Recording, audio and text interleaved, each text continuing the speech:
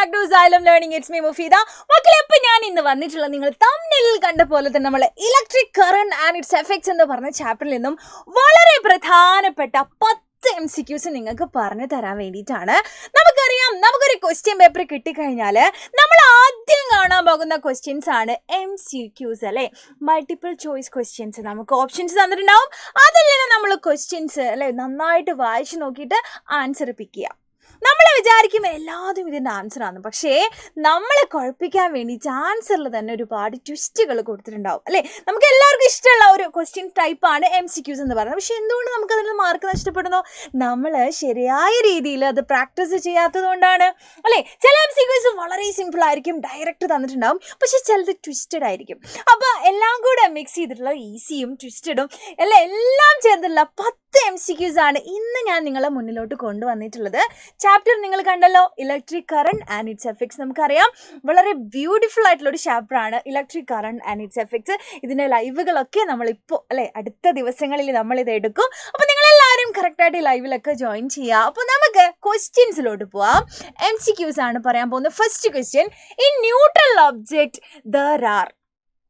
ഒരു neutral object, ഒരു object neutral ആണെങ്കിൽ, ന്യൂട്രൽ എന്ന് പറഞ്ഞാൽ അതിന് ചാർജസ് ഒന്നും ഇല്ല അല്ലേ, അങ്ങനെയാണെങ്കിൽ അതിൻ്റെ അർത്ഥം എന്ന് പറയുന്നത് അതിൽ ഈക്വൽ നമ്പർ ഓഫ് ഇലക്ട്രോൺസും ഈക്വൽ നമ്പർ ഓഫ് പ്രോട്ടോൺസും വേണം അല്ലേ. അതായത് 10 പ്രോട്ടോൺസ് ഉണ്ടെങ്കിൽ അതിൻ്റെ ചാർജ് +10 വിചാരിച്ചോ, 10 ഇലക്ട്രോൺസ് ഉണ്ടെങ്കിൽ അത് -10 വിചാരിച്ചോ.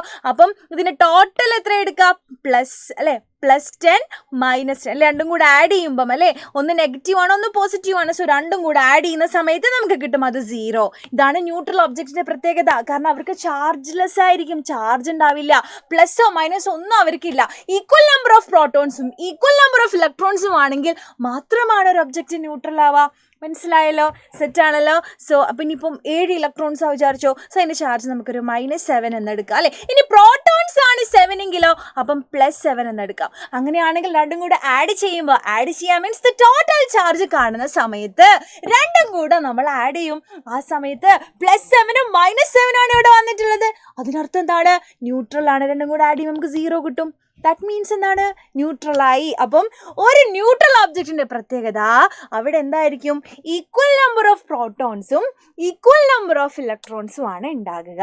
സോ നമുക്ക് കിട്ടിയ ആൻസർ കിട്ടി. Then next question, simple of cell. വളരെ സിമ്പിളായിട്ട് നമുക്ക് തോന്നുമെങ്കിലും ഇതിൽ നമ്മളെ തെറ്റിക്കുന്ന ഒരു കാര്യമാണ്. കാരണം നമ്മൾ പെട്ടെന്ന് ഫസ്റ്റത്തെ ഓപ്ഷൻ യെസ് ഇതാണെന്ന് പറഞ്ഞിട്ട് ഒറ്റ ടിക്കറ്റുകളായിരിക്കും. മക്കളെ, നമ്മളോട് ചോദിച്ചിട്ടുള്ളത് സെല്ലാണ്. സെൽ എന്ന് പറയുമ്പോൾ നിങ്ങൾ മനസ്സിലാക്കണം, അതിൽ ഒരു പോസിറ്റീവും ഒരു നെഗറ്റീവും മാത്രമേ പാടുള്ളൂ. ബാറ്ററി ആകുന്ന കേസിലാണ് ഇത് വരിക കേട്ടോ. ഇത് ബാറ്ററി ആവുന്ന കേസിലാണ്. കാരണം ഇതിൽ 2 പോസിറ്റീവ്സും 2 നെഗറ്റീവ്സും ഉണ്ട്. ഒന്നിൽ കൂടുതൽ സെല്ലുകൾ ചേർന്നതാണ് ബാറ്ററി എന്ന് പറയുന്നത്. അതുകൊണ്ട് തന്നെ ഇവിടെ ഒറ്റ പോസിറ്റീവും ഒറ്റ നെഗറ്റീവും വരുന്നത് ഓപ്ഷൻ സി ആണ്. മനസ്സിലാക്കുക, ഓപ്ഷൻ സി. ഇവിടെ വലിയ ലൈന് ഉണ്ടോ, ഈ വലിയ ലൈൻ എന്ന് പറയുന്നത് പോസിറ്റീവും ഈ കുഞ്ഞു വര എന്ന് പറയുന്നത് നെഗറ്റീവിനെയാണ് സൂചിപ്പിക്കുന്നത്. So this is a symbol of cell. അപ്പോൾ മനസ്സിലായല്ലോ. And next question, a galvanic cell is a device which convert. സെല്ലിൽ നടക്കുന്ന എന്താ നമുക്കറിയാം, chemical energy is converted to. Cell നമ്മൾ എന്തിനാണ് യൂസ് ചെയ്യുന്ന? ഗാൽവനിക് സെല്ല് അല്ലേ, നമുക്ക് ഇലക്ട്രിസിറ്റി കിട്ടാനാണ്. സോ ദാറ്റ് കെമിക്കൽ എനർജി, അതിൻ്റെ ഉള്ളിലുള്ള കെമിക്കൽസിനെ പ്രവർത്തിപ്പിച്ചിട്ട് നമ്മൾ എന്ത് ചെയ്യുന്നു? ബൾബൊക്കെ കത്തിക്കുന്നു അല്ലേ. ബൾബ് കത്തണമെന്നുണ്ടെങ്കിൽ എന്ത് വേണം? ഇലക്ട്രിസിറ്റി വേണം. So here we are doing chemical energy is converted into electrical energy. So option 3 is the right answer. മനസ്സിലായല്ലോ. Next question, and electric fuse is a. Fuse നമ്മൾ എന്തിനാണ് നമ്മളെ കണക്ഷനിൽ കൊണ്ടുവരുന്നത്? It's a safety device, no doubt for that അല്ല, ഒരു ഡൗട്ടും ഇല്ലാത്ത കാര്യമാണ്. നമ്മളെ വീട്ടിൽ ഉപയോഗിക്കുന്ന ഡിവൈസുകളെയൊക്കെ അല്ലേ പ്രൊട്ടക്റ്റ് ചെയ്യാൻ വേണ്ടിയിട്ടാണ് ആക്ച്വലി നമ്മൾ ഫ്യൂസ് ഉപയോഗിക്കുന്നത്. നമ്മളെ കണക്ഷനിൽ ഫ്യൂസ് കൊണ്ടുവരുന്നത് അല്ലേ. ഓവർലോഡിങ്ങും അല്ലേ, വളരെ അമിതമായിട്ട് കറണ്ട് വരികയാണ് വയറുകളിലൂടെ അല്ലേ. നമ്മളെ ഡിവൈസിന് താങ്ങാവുന്നതിലധികം കറണ്ട് വരുന്ന സമയത്ത് നമ്മളെ ഡിവൈസിനെയൊക്കെ പ്രൊട്ടക്റ്റ് ചെയ്യാൻ വേണ്ടിയിട്ടാണ് നമ്മൾ അവർക്കിടയിൽ ഒരു ഫ്യൂസ് ഉപയോഗിക്കുന്നത് അല്ലേ. ഫ്യൂസ് ഫ്യൂസ് വയർ ഉപയോഗിക്കുന്നത്. എന്ത് ചെയ്യും, ഫ്യൂസ് വയർ നന്നായിട്ട് മെൽറ്റായിട്ട് അല്ലേ, നന്നായിട്ട് അങ്ങോട്ട് ഹീറ്റ് അതിലൂടെ കടന്നു പോകുന്ന സമയം അല്ലേ, കറണ്ട് ഓവറായിട്ട് വരുന്ന സമയത്ത് ഭയങ്കരമായിട്ട് അത് ഹീറ്റ് ആവുകയും അത് ബ്രേക്ക് ആവുകയും ചെയ്യും. അങ്ങനെ അതിലൂടെയുള്ള ഓവർഫ്ലോ എന്ത് ചെയ്യുന്നു, നമുക്ക് നിർത്താൻ പറ്റുന്നു. അങ്ങനെ നമുക്ക് ഡിവൈസിനെ പ്രൊട്ടക്ട് ചെയ്യാൻ പറ്റുന്നു. അപ്പോൾ ഇതൊരു സേഫ്റ്റി ഡിവൈസ് ആണല്ലോ, നോ ഡൗട്ട്, ഒരു ഡൗട്ടും ഇല്ല. So option 1 is right answer. And next question, MCBs are connected to the MCBs എന്ന് പറഞ്ഞാൽ എന്താ, മിനിയേച്ചർ സർക്യൂട്ട് ബ്രേക്കർ അല്ലെ. ഫ്യൂസ് വയർ ഉപയോഗിക്കുന്നതിൻ്റെ മറ്റൊരു ഓപ്ഷൻ. ഇപ്പം നമ്മൾ വീട്ടിൽ ഈ ഒരു മെത്തേഡാണ് യൂസ് ചെയ്യുന്നത് അല്ലേ. നിങ്ങൾ കണ്ടാവും ബ്രേക്കർ അല്ലേ, നമ്മൾ പറയും ചില സമയത്ത് അല്ലേ നമുക്ക് ഫാനൊന്നും വർക്ക് ആവുന്നില്ലെങ്കിൽ നമ്മൾ നോക്കും, ബ്രേക്കർ പോയിട്ട് നോക്കും, ബ്രേക്കർ താഴ്ന്നിട്ടുണ്ടോ അല്ലേ. ഇപ്പോൾ ഫ്രിഡ്ജൊന്നും വർക്ക് ആവുന്നില്ലെങ്കിൽ എന്താണ്, ബ്രേക്കർ താഴ്ന്നിട്ടുണ്ടോ നോക്കും. ഇതുപോലെ തന്നെ നമ്മൾ ഫ്യൂസ് വയർ പറഞ്ഞ പോലെ തന്നെ ഓവർലോഡിങ്ങോ ഷോർട്ട് സർക്യൂട്ടൊക്കെ ഉണ്ടാകുന്ന സമയത്ത് നമ്മളെ ഡിവൈസിനെ പ്രൊട്ടക്ട് ചെയ്യാൻ വേണ്ടി നമ്മൾ ഉപയോഗിക്കുന്ന ഒരു സേഫ്റ്റി മെഷറാണ് ആക്ച്വലി MCBs എന്ന് പറഞ്ഞ്. ഇപ്പോൾ നമ്മളില്ലേ ഓട്ടോമാറ്റിക് ആയിട്ട് എന്ത് ചെയ്യുന്നു, ഓവർലോഡിങ് ഷോർട്ട് സർക്യൂട്ട് ഒക്കെ ഉണ്ടാകുന്ന സമയത്ത് അത് ഓട്ടോമാറ്റിക് ആയിട്ട് ബ്രേക്കർ താഴും. പിന്നെ നമ്മളിങ്ങനെ പൊക്കി കൊടുത്താൽ മതി അല്ലേ. നമുക്ക് എന്താണ് വളരെ ഈസി ആയിട്ട് ഉപയോഗിക്കാൻ പറ്റുന്ന ഒരു സംഭവമാണ് MCBs എന്നാണ്.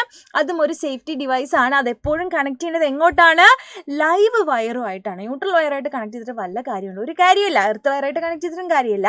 നമുക്ക് ഡിവൈസുകളൊക്കെ പ്രൊട്ടക്ട് ചെയ്യണം അല്ലേ.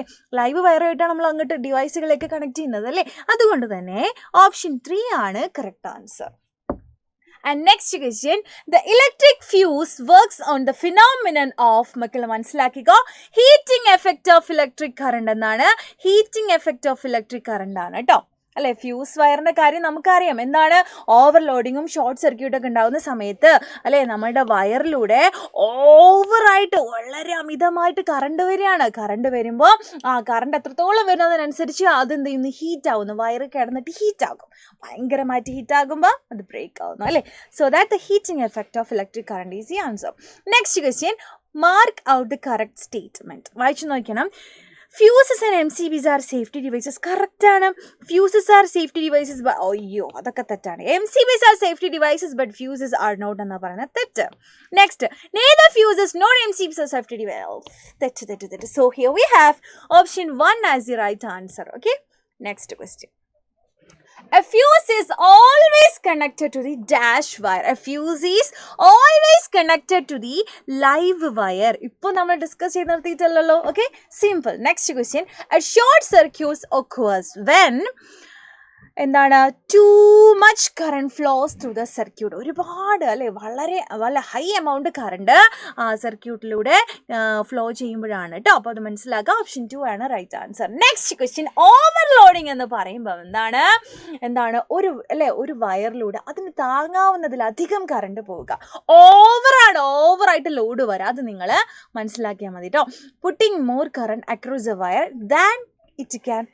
than it can handle. Okay, so option 1 ആണ് കറക്റ്റ് ആൻസർ. ഓക്കെ, മനസ്സിലാവുന്നുണ്ടല്ലോ. Next question, electromagnets are used in ഫ്യൂസിലാണോ, ഡ്രൈ സെല്ലിനാണോ, സെക്കൻഡറി സെല്ലിനാണോ, അതോ ഇലക്ട്രിക് ബെല്ലിലാണോ നമ്മൾ യൂസ് ചെയ്യുന്നതെന്ന് നിങ്ങൾ എന്ത് ചെയ്യണം, താഴെ കമൻറ്റ് ചെയ്യണം. ഞാൻ നോക്കും നിങ്ങൾക്ക് ആൻസർ ചെയ്യാൻ പറ്റുന്നുണ്ടോ എന്നുള്ളത്. ഇനി ആൻസർ ചെയ്യാൻ പറ്റിയിട്ടില്ലെങ്കിൽ ഡോണ്ട് വെറി, ഒരു ടെൻഷനും വേണ്ട. കാരണം ഈ ക്ലാസ്സിൻ്റെ അല്ലെങ്കിൽ നമ്മുടെ ഈ ചാപ്റ്ററിൻ്റെ ലൈവ് ഇതാ നമ്മുടെ മുന്നിൽ അടുത്തെത്തിയിരിക്കുകയാണ്. അപ്പോൾ ഞങ്ങൾ എല്ലാവരും ചേർന്നിട്ട് എല്ലാ ചാപ്റ്ററും നിങ്ങൾക്ക് എടുത്തിരുന്ന നിങ്ങളോട് ഗ്യാരണ്ടി പറഞ്ഞ കാര്യമാണ്. അതുകൊണ്ട് തന്നെ electric current and its effects എന്ന് പറഞ്ഞ ചാപ്റ്ററിൻ്റെ കംപ്ലീറ്റ് റിവിഷനുമായിട്ട് ഞങ്ങൾ നിങ്ങളെ മുന്നിലോട്ട് വരും.